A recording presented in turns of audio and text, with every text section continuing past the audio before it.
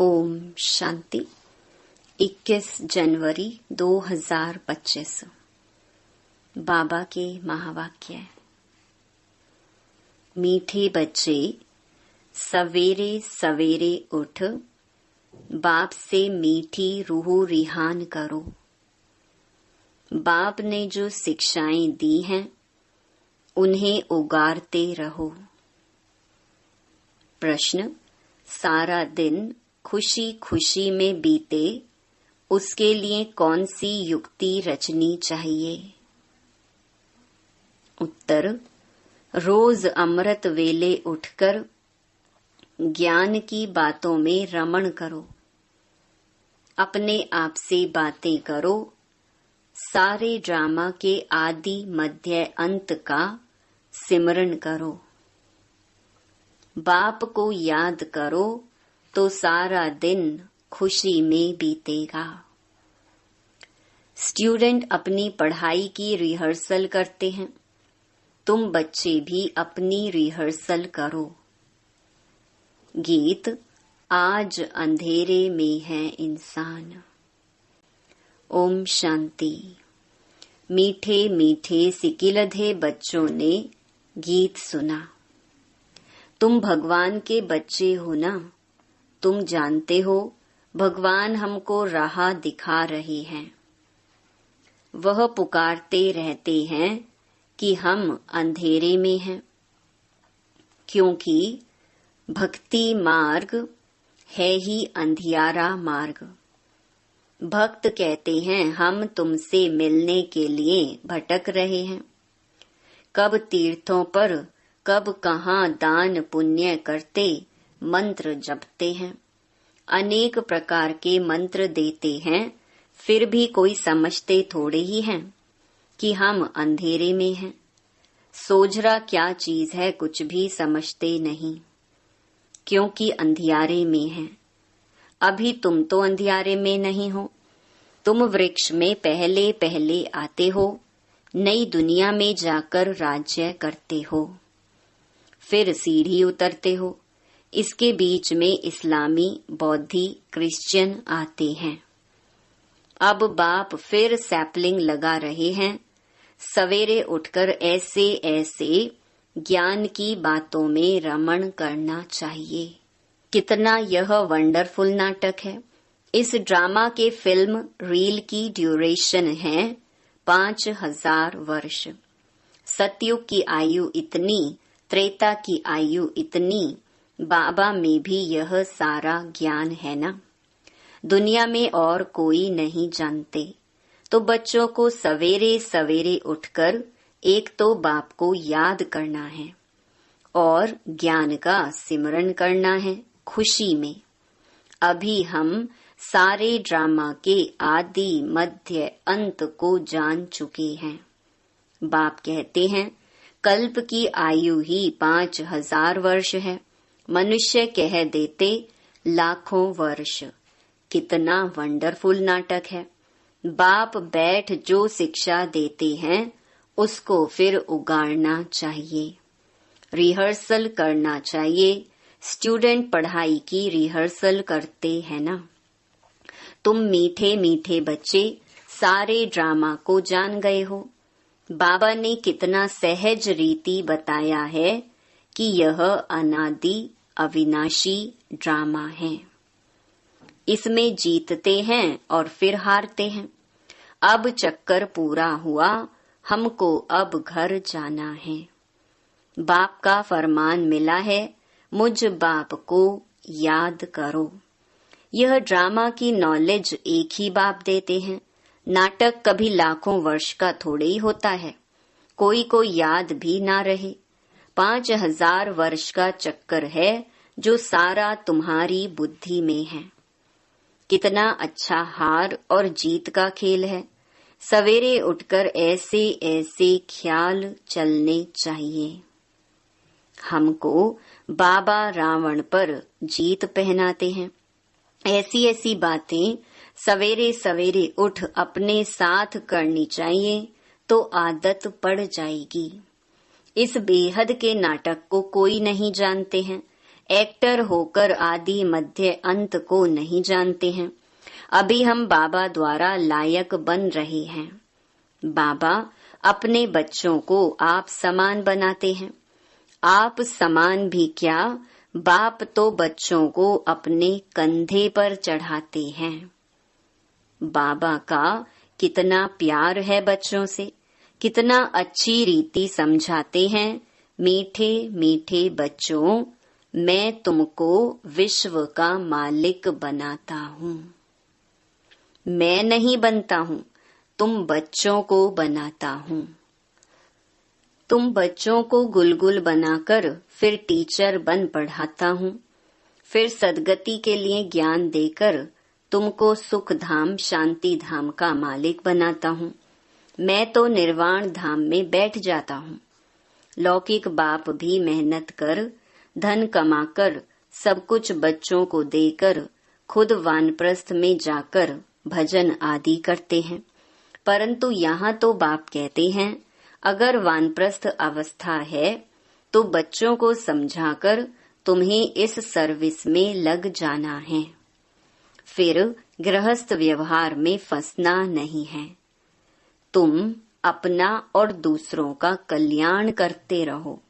अभी तुम सबकी वानप्रस्थ अवस्था है। बाप कहते हैं, मैं आया हूँ तुमको वाणी से परे ले जाने लिए। अपवित्र आत्माएं तो जा न सके, यह बाप सम्मुख समझा रहे हैं। मजा भी सम्मुख में है, वहाँ तो फिर बच्चे बैठ सुनाते हैं।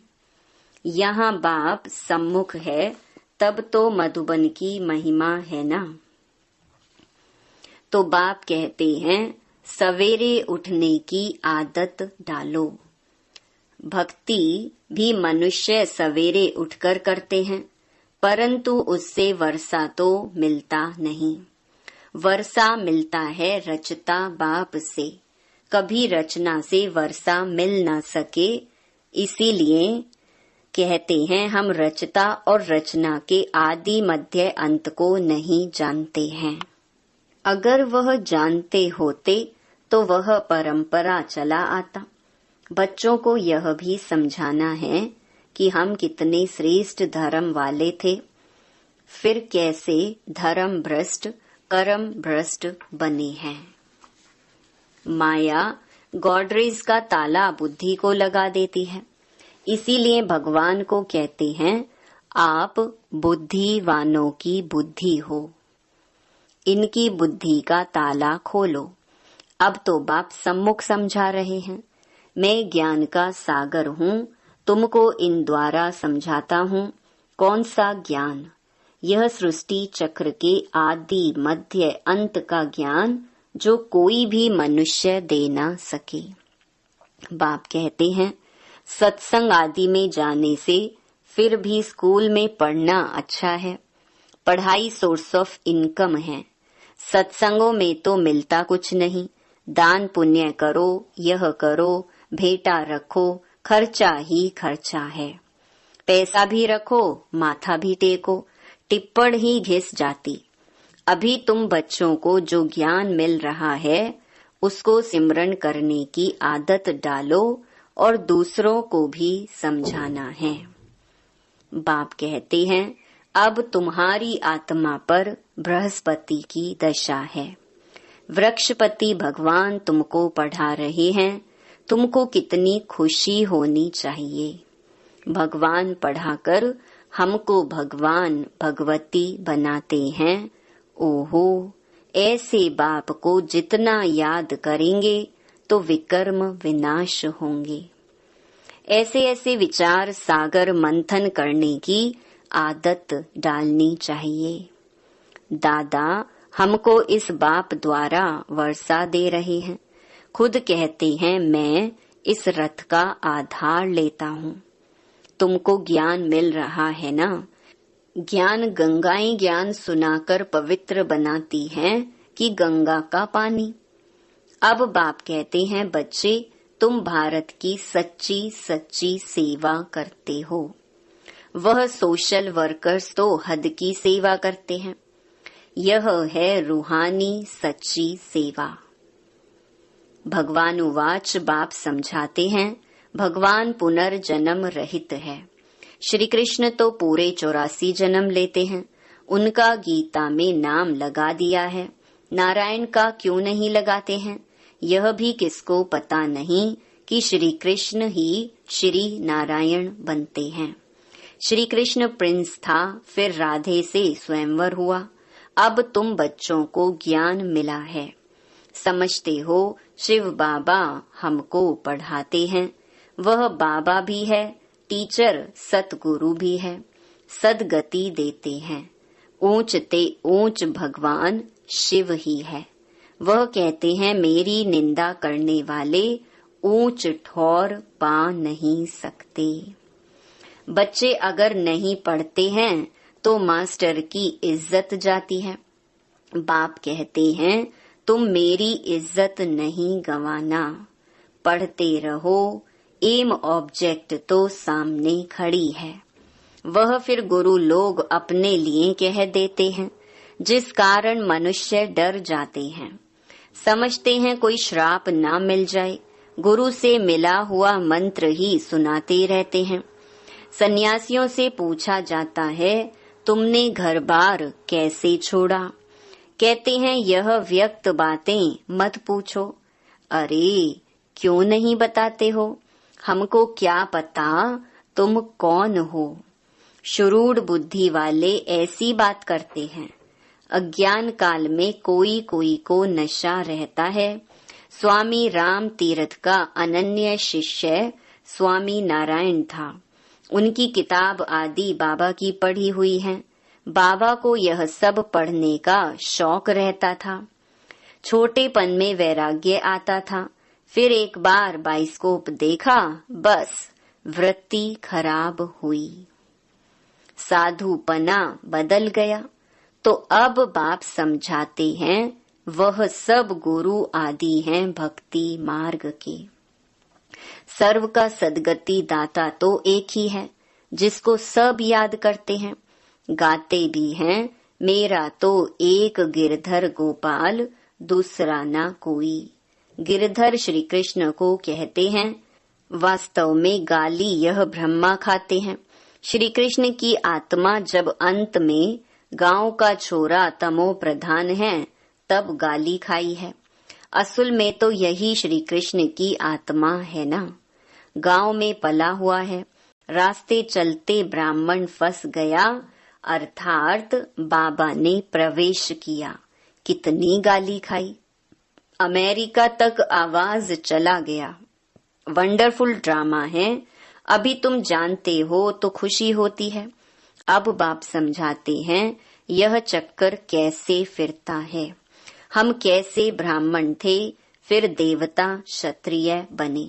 यह 84 का चक्कर है। यह सारा स्मृति में रखना है। रचता और रचना के आदि मध्य अंत को जानना है, जो कोई नहीं जानते हैं। तुम बच्चे समझते हो हम विश्व का मालिक बनते हैं, इसमें कोई तकलीफ तो नहीं। ऐसे थोड़े ही कहते आसन आदि लगाओ। हठ योग ऐसे सिखलाते हैं, बात मत पूछो। कोई कोई की ब्रेन ही खराब हो जाती है। बाप कितनी सहज कमाई कराते हैं। यह है 21 जन्मों के लिए सच्ची कमाई। तुम्हारी हथेली पर बहिश्त है। बाप बच्चों के लिए स्वर्ग की सौगात लाते हैं, ऐसे और कोई मनुष्य कह ना सके। बाप ही कहते हैं इनकी आत्मा भी सुनती है। तो बच्चों को सवेरे उठ ऐसे ऐसे विचार करने चाहिए। भक्त लोग भी सवेरे गुप्त माला फेरते हैं, उसको गौमुख कहते हैं। उसमें अंदर हाथ डाल माला फेरते हैं। राम राम जैसे कि बाजा बजता है। वास्तव में गुप्त तो यह है, बाप को याद करना। अजपा जाप इसको कहा जाता है। खुशी रहती है, कितना वंडरफुल ड्रामा है। यह बेहद का नाटक है, जो सिवाय तुम्हारे और कोई की बुद्धि में नहीं है। तुम्हारे में भी नंबरवार पुरुषार्थ अनुसार हैं। है बहुत इजी, हमको तो अब भगवान पढ़ाते हैं, बस उनको ही याद करना है। वर्षा भी उनसे मिलता है। इस बाबा ने तो धक से सब कुछ छोड़ दिया, क्योंकि बीच में बाबा की प्रवेशता थी ना। सब कुछ इन माताओं को अर्पण कर दिया। बाप ने कहा इतनी बड़ी स्थापना करनी है, सब इस सेवा में लगा दो, एक पैसा भी किसको देना नहीं है। नष्टो मोहा इतना चाहिए, बड़ी मंजिल है। मीरा ने लोकलाज विकारी कुल की मर्यादा छोड़ी तो कितना उनका नाम है। यह बच्चियां भी कहती हैं हम शादी नहीं करेंगी, लखपति हो कोई भी हो, हम तो बेहद के बाप से वर्षा लेंगी। तो ऐसा नशा चढ़ना चाहिए। बच्चों को बेहद का बाप बैठ श्रृंगारते हैं, इसमें पैसे आदि की दरकार भी नहीं है। शादी के दिन वनवा में बिठाते हैं, पुराने फटे हुए कपड़े आदि पहनाते हैं, फिर शादी के बाद नए कपड़े जेवर आदि पहनाते हैं। यह बाप कहते हैं मैं तुमको ज्ञान रत्नों से श्रृंगारता हूँ, फिर तुम यह लक्ष्मी नारायण बनेंगे। ऐसे और कोई कह न सके। बाप ही आकर पवित्र प्रवृत्ति मार्ग की स्थापना करते हैं, इसलिए विष्णु को भी 4 भुजा दिखाते हैं। शंकर के साथ पार्वती, ब्रह्मा के साथ सरस्वती दिखाई है। अब ब्रह्मा की कोई स्त्री तो है नहीं, यह तो बाप का बन गया। कैसी वंडरफुल बातें हैं। मात पिता तो यह है ना, यह प्रजापिता भी है, फिर इन द्वारा बाप रचते हैं तो माँ भी ठहरी। सरस्वती ब्रह्मा की बेटी गाई जाती है। ये सब बातें बाप बैठ समझाते हैं, जैसे बाबा सवेरे उठकर विचार सागर मंथन करते हैं। बच्चों को भी फॉलो करना है। तुम बच्चे जानते हो कि यह हार जीत का वंडरफुल खेल बना हुआ है, इसे देखकर खुशी होती है, घृणा नहीं आती। हम यह समझते हैं हम सारे ड्रामा के आदि मध्य अंत को जान गए हैं, इसीलिए घृणा की तो बात ही नहीं। तुम बच्चों को मेहनत भी करनी है, गृहस्थ व्यवहार में रहना है, पावन बनने का बीड़ा उठाना है। हम युगल इकट्ठे रह पवित्र दुनिया का मालिक बनेंगे। फिर कोई कोई तो फेल भी हो पड़ते हैं। बाबा के हाथ में कोई शास्त्र आदि नहीं है।